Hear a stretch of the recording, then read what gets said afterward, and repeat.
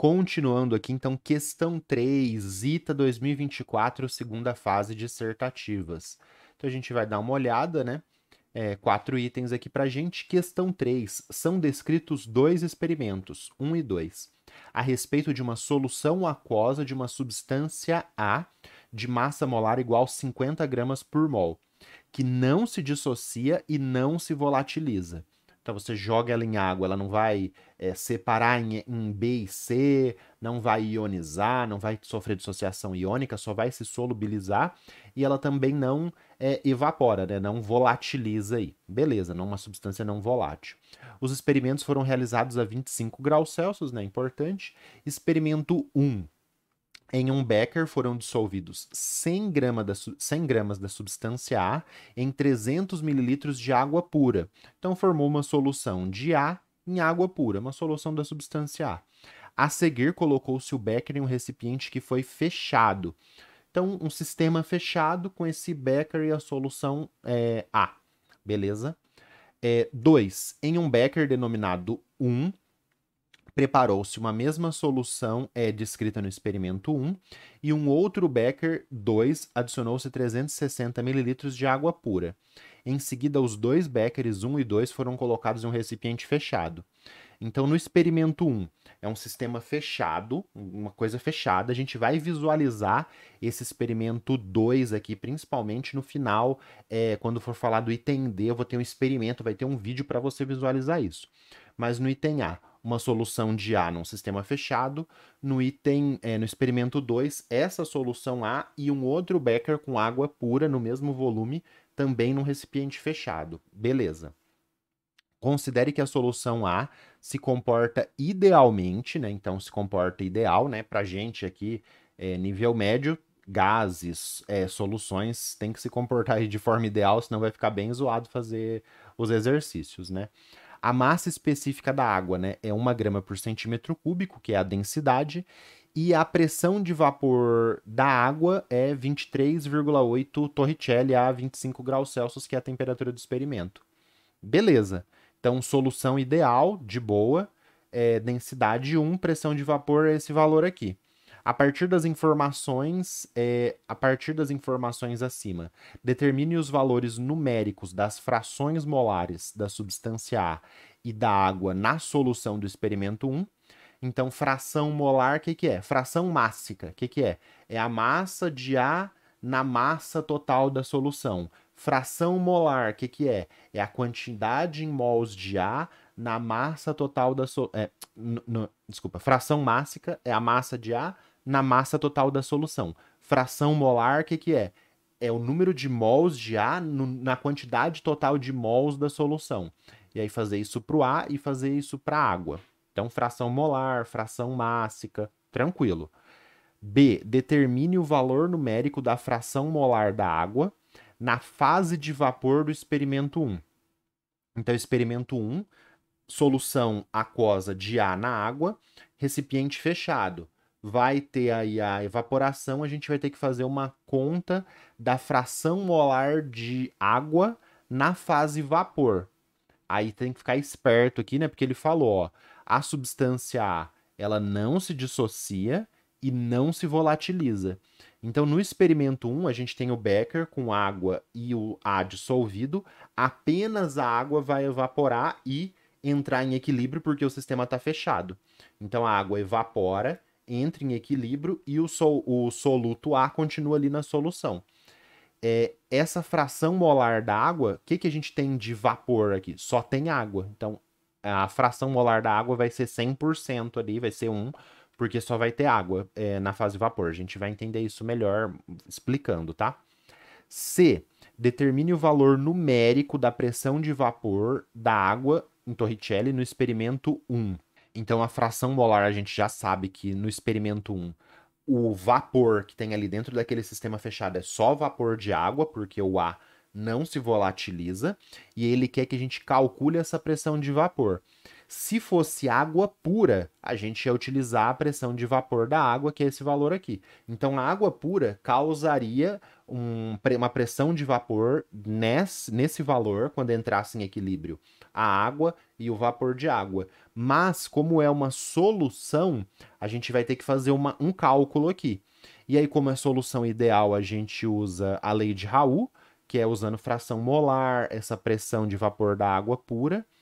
E se não fosse questão, solução ideal, poderia usar a constante de Henry, se ele desce aqui, alguma coisa assim. Então aqui a gente vai usar a lei de Raoult, que é esse soluto, ele aumenta o efeito para a gente pensar de forma qualitativa antes de ir para o texto. Água pura evapora, propriedade coligativa, né, que são os temas aqui da questão, né? Fisicoquímica, faltou a hífen aqui, né? Fisicoquímica, propriedades coligativas, pressão de vapor. A solvente puro, ele volatiliza, vai para a fase vapor mais fácil. Quando tem um soluto ali por causa do efeito coligativo, menos solvente vai evaporar, vai para a fase gasosa. Então, o que acontece? Aqui no experimento 1, essa pressão de vapor que tem ali no sistema fechado tem que ser menor do que a pressão de vapor pura. Quanto que vai ser menor? Aí a gente vai, como é uma solução aqui ideal, né? Quanto mais puro o solvente, né? Pensando na quantidade de soluto, nessa fração molar que a gente calculou antes, se for puro, é igual à pressão da água, né? Água pura. Se for 50% água, 50% solvente, vai ser metade, e aí vai ter uma razão ali linear ali que a gente faz, tem gráfico e tal, que é a lei de Raoult. Só usar aqui e fazer essa conta que é diretamente proporcional. Se o solvente é 100%, pressão da água pura. Se o solvente é 50%, os outros 50% são solutos, a pressão de vapor da água vai ser 50%. É só multiplicar pela fração molar. Beleza? D, aí o mais legal, o mais interessante que a gente vai ver o vídeo. D, desconsiderando o efeito causado pelo volume do recipiente no experimento 2, que é o recipiente fechado, né? Então, tem um becker de solução A e um becker de água pura dentro de um recipiente fechado, dentro do sistema fechado. Então, desconsiderando o volume desse sistema fechado no experimento 2, descreva sucintamente, eu acabei descrevendo, justificando, colocando coisa que não precisava, mas é fazer uma descrição sucinta, de forma qualitativa, então sem fazer conta, nada, o que vai acontecer com o volume do líquido no becker 1, que é a solução de A em água, após o equilíbrio ter sido atingido. Então, quando que vai atingir o equilíbrio? Então a gente vai ter, vamos guardar isso daí, porque aí eu vou explicar depois que a gente fizer o A, o B e o C. Então, pressão de vapor, tonoscopia, aspectos quantitativos aqui nessa parte do B e do C, e depois aspectos qualitativos, um experimento bem interessante que vai ser no D. Então, beleza. Item A, de boa aqui, né? Fração molar da substância A e da água pura. Para a gente fazer a fração molar, o que a gente precisa? A gente precisa do número de mols de A, né, que é o soluto, o número de mols de água, que é o solvente, e aí fazer essa fração molar. Então a gente tem 100 gramas de A e 360 mililitros de água, usando, né, a massa molar da substância A que ele te deu, né, 50 gramas é 1 mol, 100 gramas vai ser 2 mols de A. Para a água, ele te deu a densidade, que é 1 grama por centímetro cúbico, 1 centímetro cúbico a 1 mililitro, né? Então, 360 mililitros de água, 1 mililitro ou 1 centímetro cúbico tem 1 grama, então a gente tem 360 gramas de água. Massa molar da água, todo mundo sabe de cabeça, né? 18 gramas por mol, 360 dividido por 18, 20 mols de água. Então, a gente achou a quantidade de mols de soluto, achou a quantidade de mols de água. Aí agora, numa segunda parte, ainda no item A, chegar nas frações molares de A e da água. Então, encontrando as frações molares, o símbolo de fração molar é esse xi, né? Esse x aqui, esse x com a segunda perninha fazendo curva, né? Esse xA, né? Então, é o número de mols do soluto dividido pelo número de mols total. Então, muita gente deve ter feito assim, 2 dividido por 20. Não é 2 dividido por 20. É 2, que é o número de mols de soluto, dividido por 22, que é 20 mols de água de solvente, mais 2 mols de soluto. Então, a fração molar, a fração mássica é o número de mols, é a massa daquele soluto pelo número de mols total ou pela massa total. Não vai fazer só com o solvente, tá?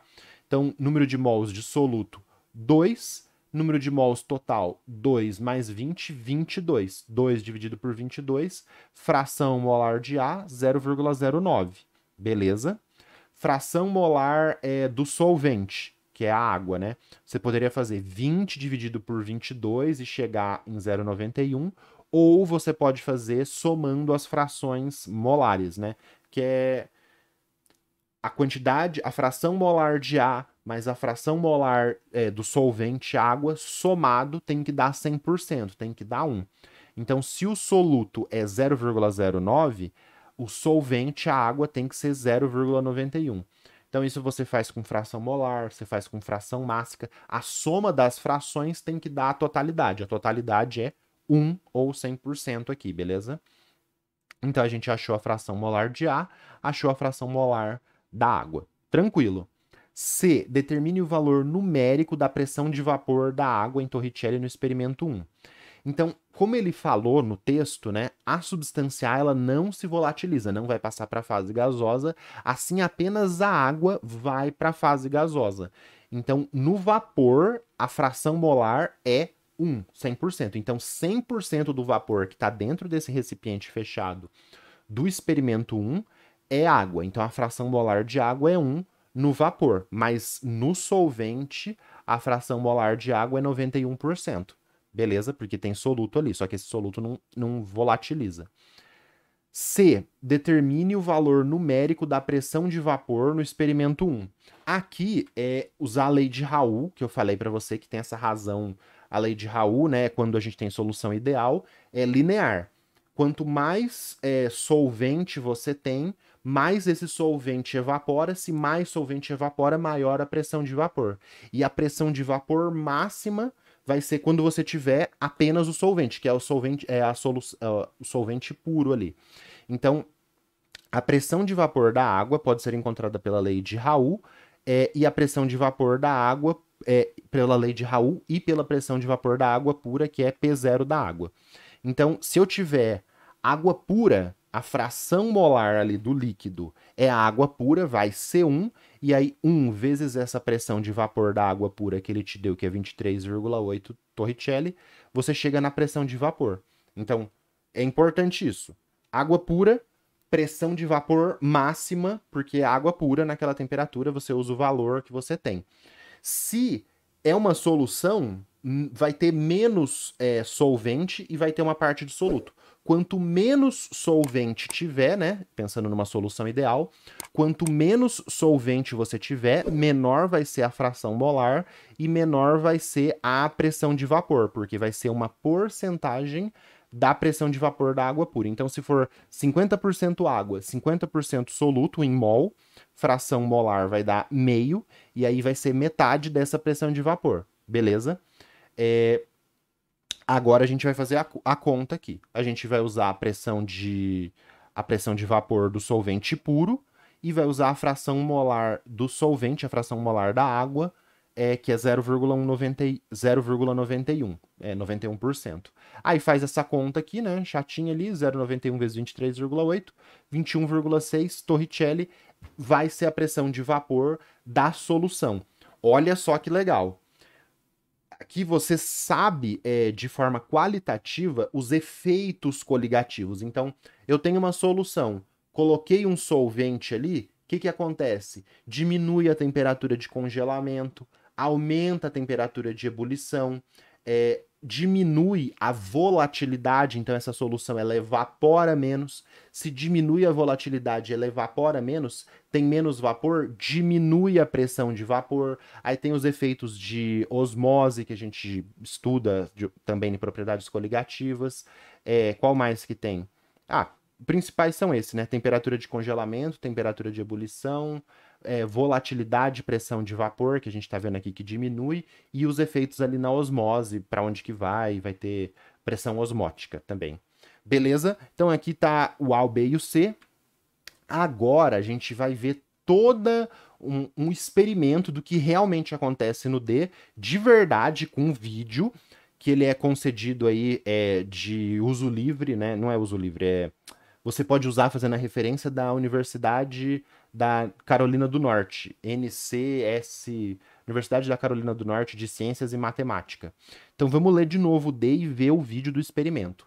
Desconsiderando o efeito do volume do sistema fechado, né, do recipiente, descreva o que acontece quando você tem solução A, solvente puro, solução A em água, água pura, dentro de um sistema fechado após o equilíbrio ser atingido. Então, quando que atinge o equilíbrio?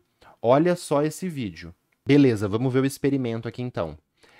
Aqui, eu vou fazendo a narração aqui porque o vídeo está em inglês, né? Então a gente tem um dessecador, que é essa vidraria que vai funcionar como sistema fechado. O dessecador ele é utilizado para retirar a umidade de soluções que você está deixando ali para secar. Esse dessecador, ele é passado graxa aqui, né? Ele vai funcionar como um sistema fechado. E aí essa graxa, você coloca essa tampa aqui, ela veda e isola o sistema. Aí aqui a gente tem os nossos dois beckers do experimento. O becker 1, que aí é água com o soluto sulfato de cobre. O sulfato de cobre ele não vai ser um soluto volátil, então é bem igualzinho que a gente tem aqui no experimento. Aí de um lado a gente tem um volume com a marquinha e do outro a gente tem um volume de água pura. Então, água destilada e água com o nosso soluto A. Olha o que acontece depois de passar 2 semanas.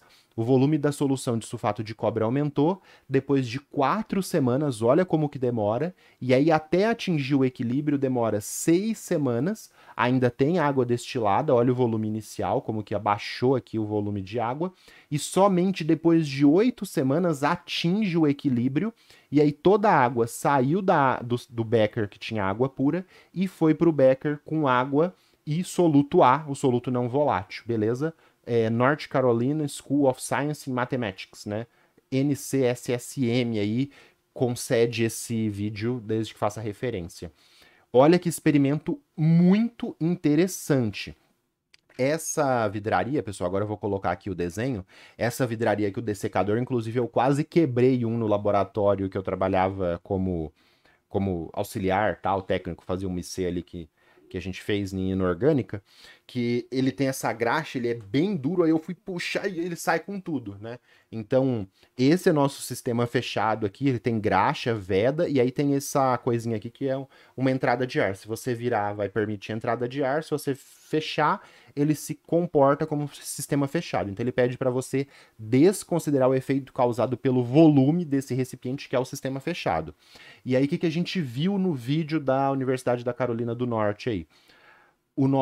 A nossa solução fazendo analogia aí, né? Água com o soluto não volátil e o becker com água pura. Aí vai passando 2, 4, 6 semanas até atingir o equilíbrio. No meio, antes, né? Vamos colocar aqui. O que está acontecendo? Nesse sistema, ele está fora de equilíbrio. Ele vai atingir o equilíbrio quando todo o líquido, toda a água pura sair do becker A e sair desse becker da esquerda e ir para o becker da direita. Por que ele não está em equilíbrio? Quando que vai atingir o equilíbrio? A gente viu pelo item A, B e C que a pressão de vapor do solvente puro ela é maior do que a pressão de vapor da solução.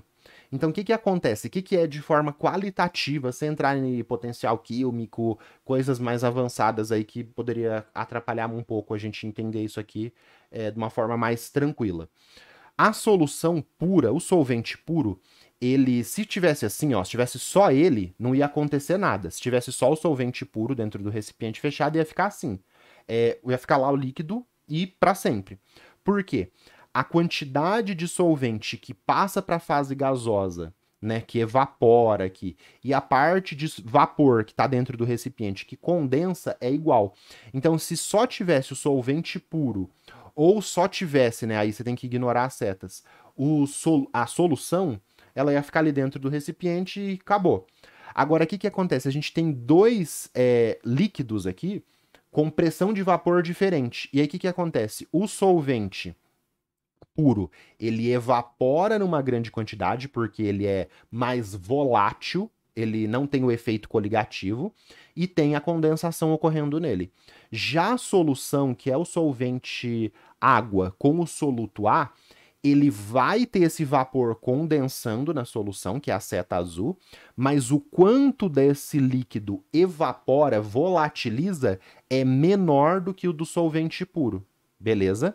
E aí, o que vai acontecer com o passar do tempo? Uma parte desse solvente puro evaporou, foi para o recipiente, só que a quantidade que condensou foi igual, né? Porque ela evapora, por exemplo, evaporou uma certa quantidade de mols, condensou uma certa quantidade de mols. Só que no líquido com soluto, a quantidade que ele evaporou é menor do que a quantidade que condensou. Por quê? Porque o que condensa é relacionado com a quantidade de vapor que está no recipiente, então tem vapor aqui no recipiente que vai fazer condensar uma certa quantidade na solução e no solvente puro. Agora, o que faz evaporar depende, como a gente fez ali na lei de Raul, depende da fração molar do solvente na solução. E aí aqui, como tem o solvente, a pressão de vapor é menor. Só que olha só o que vai acontecendo com o passar do tempo. Conforme vai evaporando nos dois e vai condensando nos dois, só que evapora menos na solução, com o passar do tempo, conforme vai condensando aqui na solução, né, que é o A com água, conforme vai condensando, a fração molar de água vai aumentando, e aí essa setinha para cima que representa o quanto volatiliza do solvente, né, o soluto não é volátil, que representa o quanto volatiliza do solvente, ela aumenta. Por quê? Aqui a gente tem, vamos supor, uma fração molar de água, na solução, e aqui a gente tem uma fração molar de água na solução maior, porque o volume da solução aumentou, porque a água, né, do gás que estava aqui, né, do vapor que estava dentro do recipiente, condensou nessa solução. Então veja que a pressão de vapor, o quanto de solvente que estava evaporando aqui ficou maior da situação 1 para a situação intermediária, ó, aumentou a setinha do rosa para o laranja. E aí na situação final, que é quando atinge o equilíbrio, aí para, né, atingir o equilíbrio, que vai acontecer? A quantidade, todo o líquido, toda a água foi para o recipiente que tinha o soluto, e agora sim atingiu o equilíbrio. A quantidade de água, né, de solvente que evapora, né, que volatiliza, vai ser igual à quantidade que condensa, e fica desse jeito aqui agora por 10, 12, 14 semanas. Porque agora sim tem o equilíbrio. A mesma quantidade que volatiliza é a mesma quantidade que condensa, tem o equilíbrio, e porque foi para lá e tem mais coisas de potencial químico que eu não quero entrar no detalhe para não aprofundar muito, e também eu não peguei, não estudei, não coloquei as fórmulas aqui certinho para aprofundar legal nisso. Então o que a gente vê? Desconsiderando o efeito causado no recipiente, descreva sucintamente, de forma qualitativa sem cálculos, o que acontece com o volume do líquido do Becker 1. O Becker 1 é esse daqui. Então, o volume de líquido no Becker 1 vai aumentar até atingir o equilíbrio. Quando atinge o equilíbrio, para de aumentar o volume, porque todo o líquido saiu do solvente puro, do Becker com solvente puro, e foi para o Becker com soluto, beleza? E aí a gente tem isso, né? Por que isso aconteceu? Porque tem pressões de vapores diferentes, né? Um evapora mais fácil, o outro evapora mais devagar. Um causaria uma maior pressão de vapor, né? Se você considerasse o recipiente fechado só com ele, o outro causaria uma menor pressão de vapor, considerando o recipiente só com ele. E aí, por causa disso, ao longo do tempo, dessas taxas de evaporação diferentes, quando atingir o equilíbrio, vai ter essa situação aqui. Muito legal, vai. Porra, se isso aqui não é legal, eu não sei o que é. Parece bruxaria, inclusive, né? Então vamos lá, né? Eu fiz um textão, não precisava, tem coisas aqui que eu acho que eu não precisava ter colocado, mas vamos lá. O volume do Becker 1, que é esse aqui, né, o vermelhinho, rosinha, irá aumentar. Então o que acontece de forma qualitativa? Esse volume irá aumentar. Podemos entender esse sistema fechado como tendo dois equilíbrios vapor líquido concorrentes aí, onde o vapor de água condensará em ambos os beckers na mesma taxa aí, que é essa seta azul que ele está condensando na mesma taxa. Mas as moléculas de água evaporarão mais lentamente na solução com soluto A. Por que ela vai evaporar mais lentamente? Porque reduz a pressão de vapor, como a gente fez o cálculo no C. devido ao efeito tonoscópico, né, que aí dá para fazer essa parte quantitativa da lei de Raoult. Depois de um certo tempo, toda a água irá evaporar do becker 2, que é esse becker azulzinho aqui, né, com solvente puro, contendo líquido com pressão de vapor mais alta, água pura, e condensará no becker 1, contendo líquido com pressão de vapor mais baixa, 21,6 Torricelli. Então aqui a gente consegue fazer essa previsão e viu o experimento que é muito legal, né? Uma observação, né? Quando o sistema fechado conter água dentro apenas do becker 1, o equilíbrio entre líquido e vapor será alcançado. Então, quando que atinge o equilíbrio? Aqui, ó. Nessa situação, atingir o equilíbrio, aí vai ter um equilíbrio dinâmico, né? Um equilíbrio de fases, tá evaporando, tá condensando, mas tá em equilíbrio. Equilíbrio não é uma coisa estática, né? É uma coisa dinâmica aí, e aí equilíbrio de fase é dinâmico, mas quando a gente olha, fica essa coisa aqui, né? O líquido lá da solução preparada ali no becker 1, bonitinho, parado, aquele volume constante, mas está numa coisa dinâmica, porque está evaporando e condensando. Não sei se ficou claro aí. Beleza? E a quantidade de líquido no becker permanecerá constante. Maravilha. A gente viu, né, a lei de Raoult, muito importante aí para entender essa diferença aqui das setinhas, tal, da pressão de vapor. Dando um zoom out, o principal, então foi esse experimento muito 10 de solvente puro e solução dentro de um recipiente fechado. Acontece essa bruxaria do solvente puro ir migrando com o passar do tempo para a solução e diluindo a solução, né? Então aqui a solução estava mais concentrada, ela foi se diluindo porque o vapor foi condensando ali de forma desigual nos dois beckers.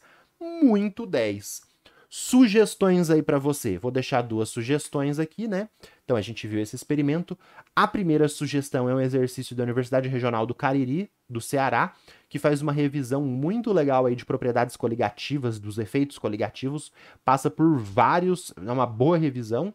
E essa questão da UFSC, IFSC e IFC de Santa Catarina, que também faz uma revisão bem legal e aí aborda as propriedades coligativas, pressão de vapor, quando um estudante está preparando macarrão. Então ele coloca sal ali na água para preparar o macarrão. Vai ter uma questão bem interessante aí. Deixa essas duas sugestões para você. Se você está vendo aí a resolução inteira, olha depois que você vê a resolução inteira, beleza? Vamos para a próxima?